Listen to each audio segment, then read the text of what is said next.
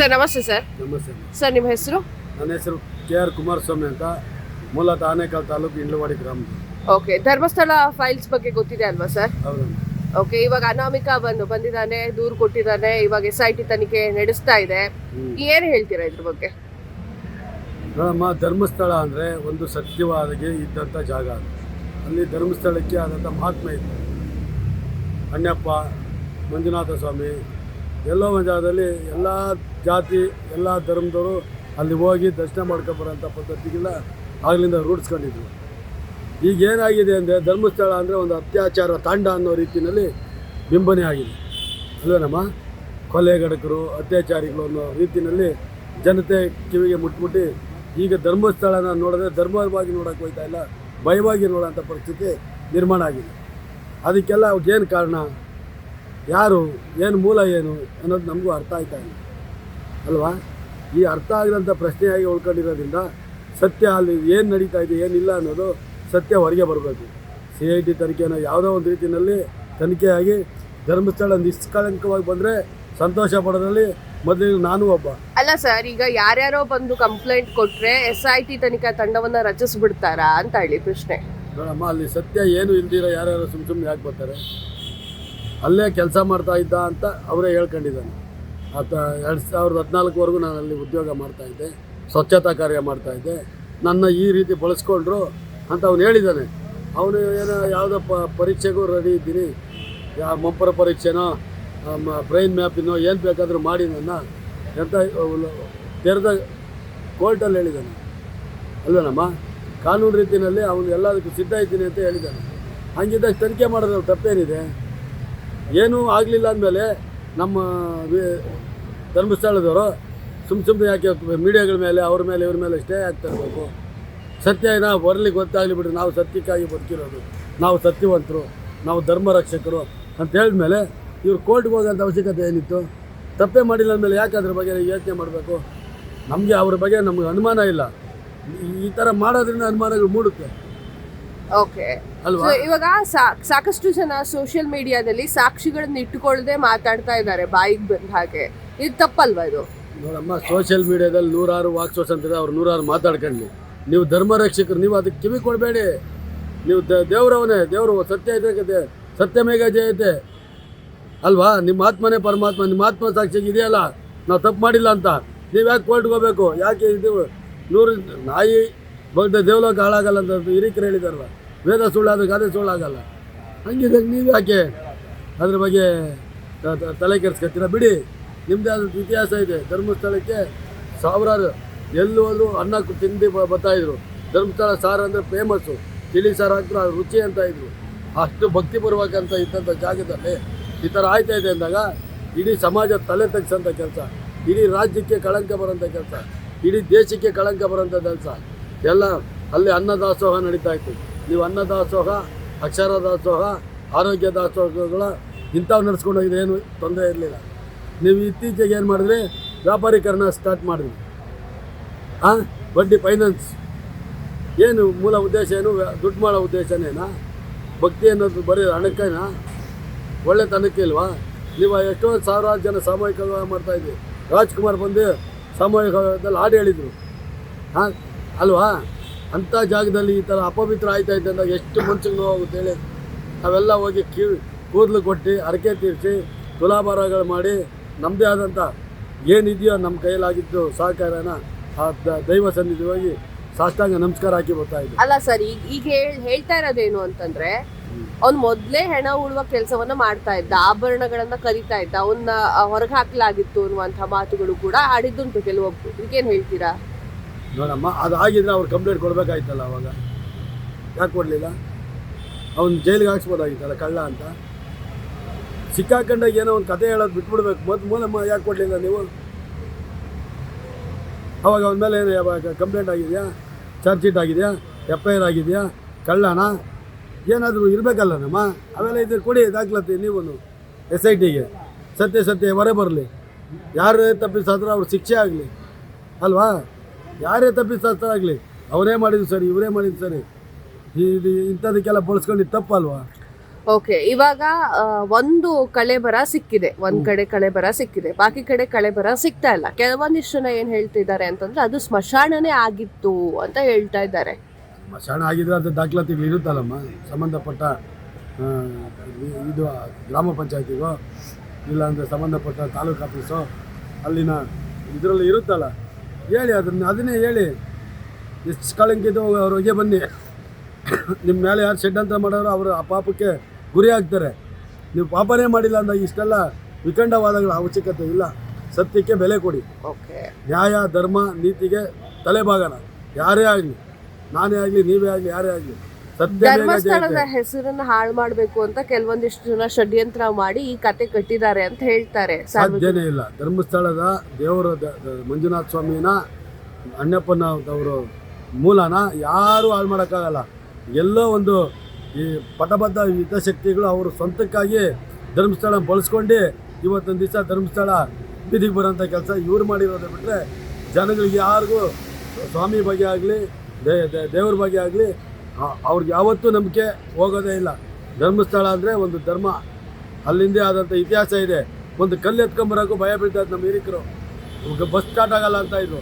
ಅಂಥ ಜಾಗದಲ್ಲಿ ಅಪಚಾರಗಳು ನಡೀತವೆ ಅಂದರೆ ಏನೂ ನಡೀತಿದೆ, ಏನು ಆಗೋಕ್ಕೆ ಸಾಧ್ಯ ಇಲ್ಲ, ಏನೋ ನಡೆದಿದೆ ಅನ್ನೋ ಗುಮಾನಿ ಪ್ರತಿಯೊಬ್ಬರಲ್ಲಿ ಕಾಡಕ್ಕೆ ಸ್ಟಾರ್ಟ್ ಆಗ್ಬಿಡ್ತು.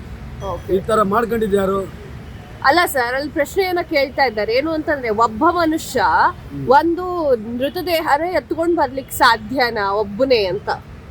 ನೋಡಮ್ಮ, ಅವನ್ನ ವಿಚಾರಣೆ ಮಾಡಿದಾಗ ಒಬ್ಬರೇ ಇದ್ನ, ಇಬ್ಬರಿದ್ರು, 5 ಜನ, ಯಾಕೆ ಒಬ್ಬೊಬ್ಬರೇ ಬೂತಿರೋದು ಇತಿಹಾಸಕ್ಕೆ ಬೇಕಾದಷ್ಟಿದೆ. ಏನು ಅದರಲ್ಲಿ ಯಾರ್ಯಾರು ಬಳಸ್ಕೊಂಡಿದ್ರು ಏನಂತ ಗೊತ್ತಾಗಬೇಕಲ್ಲ. ಇಲ್ಲ ಕೆಲವರು ಹಣ ತೆಗೆಸ್ಕೊಂಡು ಓಡೋಗಿರ್ಬೋದೋ ಏನೋ ಅನ್ನೋ ಗುಮಾನಿ ಬರುತ್ತಲ್ವ. ಅದಕ್ಕೆಲ್ಲ ಅವಕಾಶ ಕೊಡೋದು ಬೇಡ. ಸತ್ಯ ಹೊರಗೆ ಬರಲಿ. ಯಾರು ತಪ್ಪಿಸತ್ತೆ ಅವ್ರು ಶಿಕ್ಷೆ ಆಗಲಿ. ಯಾರು ಧರ್ಮಸ್ಥಳದ ಅಪಪ್ರಚಾರ ಮಾಡ್ತಾಯಿದ್ರು ಅವ್ರ ಮೇಲೆ ಕ್ರಮ ತಗೊಳ್ಳಿ. ಸತ್ಯಕ್ಕೆ ಜಯ ಸಿಗ್ಬೇಕಲ್ವಾ? ಸತ್ಯವೇ ಜನಕ್ಕೆ ಗೊತ್ತಾಗಬೇಕಲ್ವಾ? ಸತ್ಯದ ಮುಂದೆ ಏನು ಇಲ್ವಲ್ಲಮ್ಮ.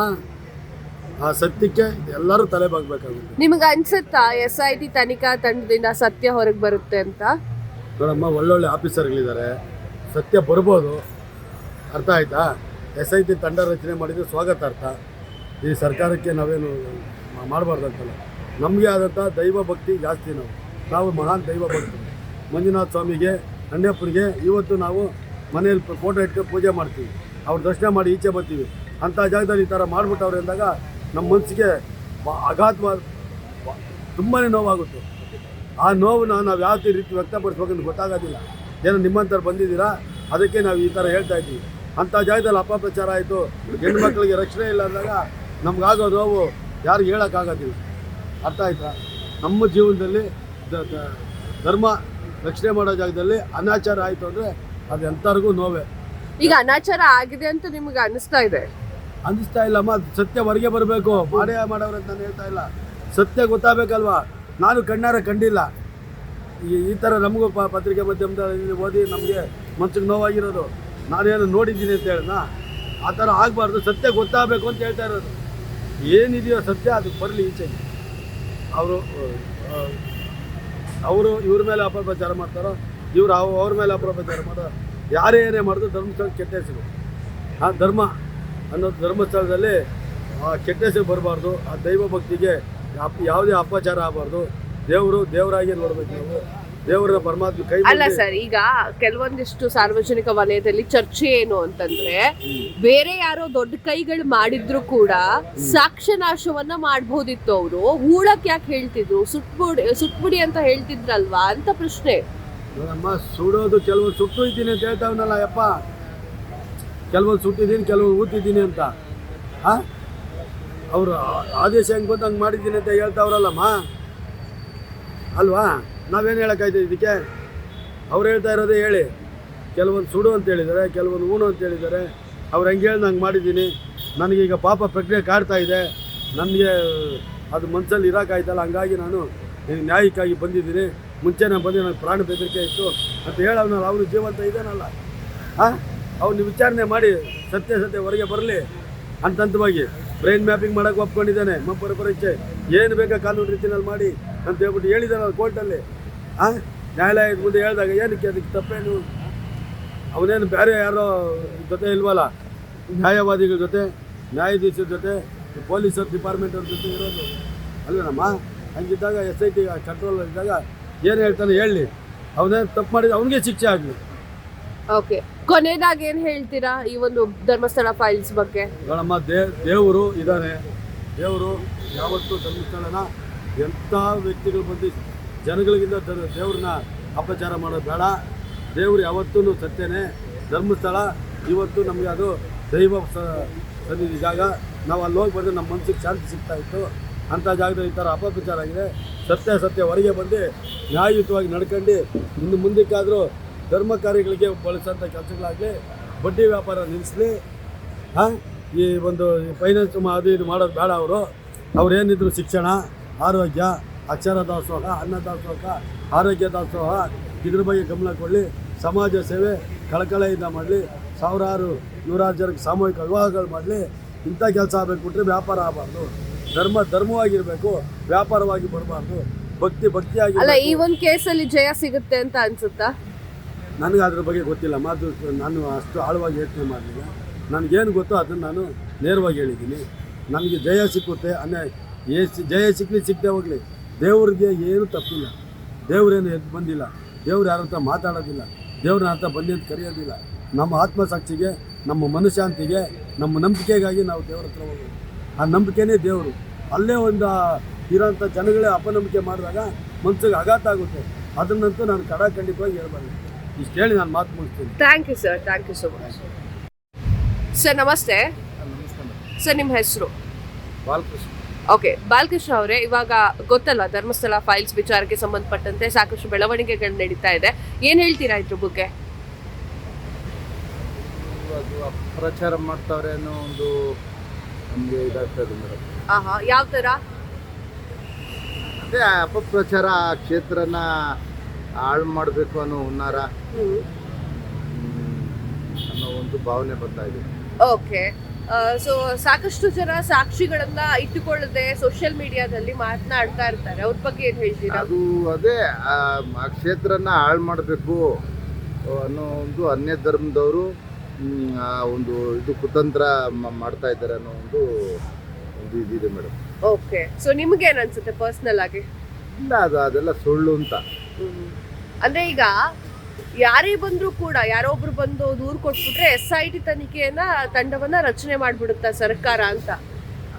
ಅದು ಕಾಂಗ್ರೆಸ್ ಪಕ್ಷ ಅದು ಅದೇ ಅದು ಅನ್ಯ ಧರ್ಮದವ್ರಿಗೆ ಅವರು ಕಾಂಗ್ರೆಸ್ ಪಕ್ಷ ಅದು ಆಗಿಂದ ಸಪೋರ್ಟ್ ಮಾಡ್ಕೊಂಡು ಬರ್ತಾ ಇದೆ. ಒಟ್ಟಿನಲ್ಲಿ ಆ ಕ್ಷೇತ್ರನ ಹಾಳು ಮಾಡಬೇಕು ಅನ್ನೋ ಹುನ್ನಾರ ಅದು ನಡೀತಾ ಇದೆ. ಶ್ರೀ ಕ್ಷೇತ್ರ ಧರ್ಮಸ್ಥಳವನ್ನು ಅದನ್ನು ಹಾಳು ಮಾಡಬೇಕು ಅನ್ನೋ ಒಂದು ಗುಂಪು ಅದು ಕೆಲಸ ಮಾಡ್ತಾ ಇದೆ ಅಂತ. ಈಗ ಈ ಕೇಸ್ ಎಲ್ಲಿವರೆಗೆ ಹೋಗಿ ಮುಟ್ಬೋದು? ಇಲ್ಲ, ಅದು ಯಾವುದು ಆ ಸಾಕ್ಷಿ ಎಲ್ಲ ಅದು ಸೃಷ್ಟಿ ಮಾಡಿರೋದು. ಅದು ಯಾವುದೋ ನಾಯಿ ಮೂಳೆನೆಲ್ಲ ಇಟ್ಟು